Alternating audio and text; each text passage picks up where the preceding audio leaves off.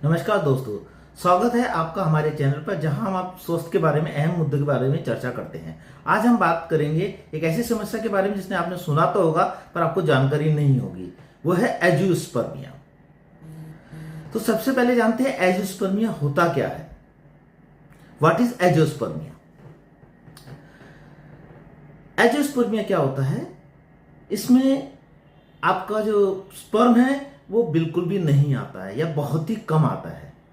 तो एजियोस्पर्मिया एक medical condition है जिसमें पुरुषों के शुक्राणु की संख्या बहुत कम हो या बिल्कुल ही नहीं होती है। यानी जब कोई पुरुष प्रजनन के लिए जरूरी शुक्राणु पैदा नहीं कर पाता है तो उसे एजियोस्पर्मिया कहा जाता है, मतलब एब्सेंस ऑफ स्पर्म। आप सोच रहे होंगे कि क्या इसका मतलब यह है कि ऐसे पुरुषों कभी पिता नहीं बन सकते? तो इसका जवाब है नहीं। अगर सही इलाज किया जाए तो ये इस समस्या का हल हो सकता है।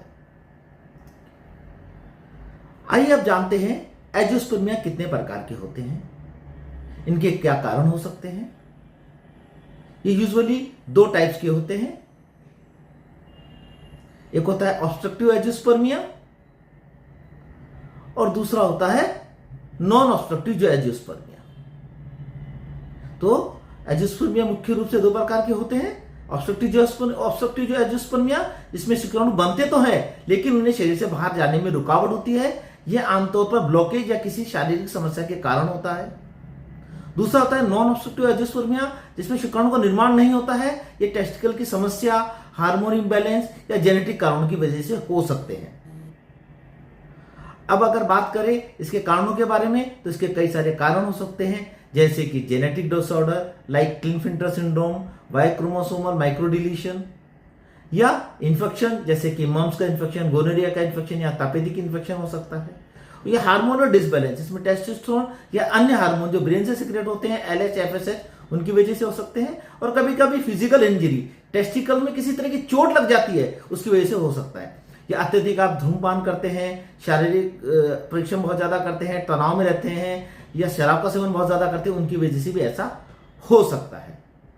अब एजियोस्पर्मिया का इलाज कैसे किया जाता है, इसे कैसे ठीक किया जा सकता है, आज उसके बारे में हम डिटेल में बात करते हैं। कारणों के बारे में तो हम जान ही चुके हैं।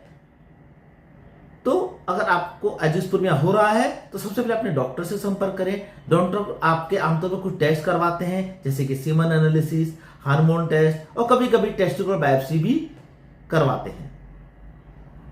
अब बात करते हैं इलाज के बारे में। ऑब्स्ट्रक्टिव एजियोस्पर्मिया में ऑब्स्ट्रक्शन की सर्जरी से ठीक किया जा सकता है। वहीं नॉन ऑब्स्ट्रक्टिव एजियोस्पर्मिया में अगर टेस्टिकल्स में शुक्राणु निकलने में समस्या हो रही है तो टेस्टिकल स्पर्म एक्सट्रैक्शन जो TC कहते हैं कि तकनीक से सहारा लिया जाता है। और कुछ मामलों में हम इन विट्रो फर्टिलाइजेशन या ICSI मतलब इंट्रासाइटोप्लाज्मिक स्पर्म इंजेक्शन की तकनीकों से भी पुरुष को पिता बनाया जा सकता है।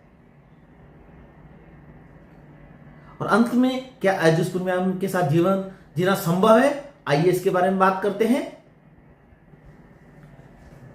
यस, अगर आपको एजियोस्पर्मिया है तो आपका जीवन शैली में कोई दिक्कत नहीं होती है, आपको इस तरह की किसी तरह की कोई प्रॉब्लम नहीं होती है और आप कोई मन में ये नहीं आना चाहिए, मतलब ये नहीं कि इससे आप पिता नहीं बन सकते। सही उपचार और चिकित्सीय सहायता के थ्रू आप परिवार बनाने में संभव हो सकते हैं। इस वीडियो को आप ध्यान से देखें, अपने साथी और डॉक्टर से सकारात्मक दृष्टिकोण से बात करें और डॉक्टर से कांटेक्ट करें। आप अकेले नहीं हैं, बहुत से लोग इस समस्या का सामना करते हैं और इसके समाधान की दिशा में कई उन्नत उपचार उपलब्ध हैं। तो फ्रेंड्स, आज की जानकारी आपको कैसी लगी?